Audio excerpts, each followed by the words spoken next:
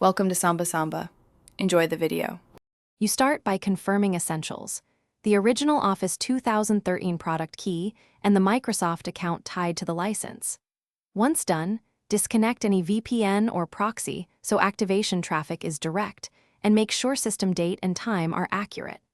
Run any Office app as administrator to allow changes to the registry and license store. If Windows isn't activated, fix that first because Office activation often depends on it. Now open Control Panel's programs and features to prepare for repair. Next, repair the installation. In Programs and Features, select Microsoft Office 2013, click Change, then Quick Repair. If activation still fails, run Online Repair for a deeper fix. After repair, open an elevated command prompt and run OSP. VBS from the Office folder to view license status and force rearm if needed.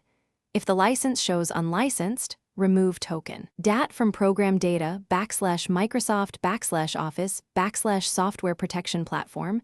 Restart the soft. Finally, try activating Office. If online activation keeps failing, use the telephone activation wizard. Follow the automated prompts and enter the provided installation ID to get a confirmation ID. Make sure firewall or antivirus software isn't blocking activation endpoints. Temporarily allow Office processes through and retry.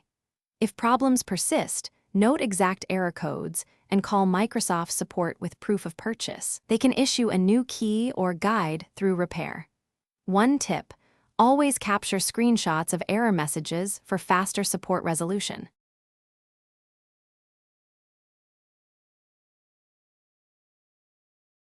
Thanks for watching. Consider subscribing if we helped you.